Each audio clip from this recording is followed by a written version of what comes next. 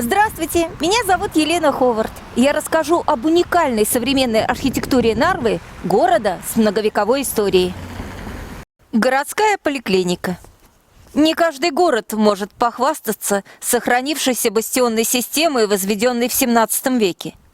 Из 9 городских укреплений до наших дней сохранилось 8 с разной степенью сохранности. Бастион Фама был разобран для создания торгового пути. На северном плече бывшего бастиона Фама разместилось здание городской поликлиники. 3 корпуса поликлиники в плане повторяют контур этого бастиона, а внешний облик театрально изображает фортификационные декорации. Полный достоинства и строгости фасад здания с демонстрационно подчеркнутым главным входом и вертикалью подъездов образует оригинальный образ, косвенно напоминающий об историческом назначении этого места. Этот амбициозный проект появился в период расцвета постмодернизма в 1987 году. Архитектор Айво Шульц задался идеей гармонизировать архитектуру в соответствии с исторической застройкой и создать выразительную образность строения.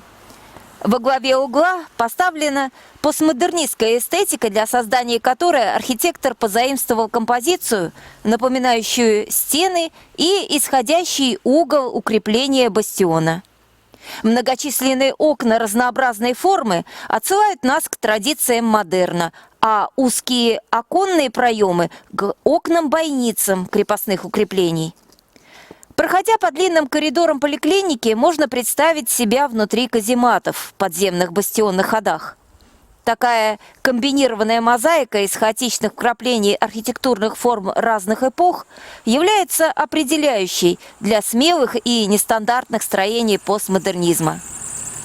Несмотря на причудливость зданий, постмодернисты стремились к симметрии и пропорциональности. Своеобразная эстетика постмодернизма придает городской среде более аутентичный, самобытный облик благодаря нетривиальным решениям и необычному подходу.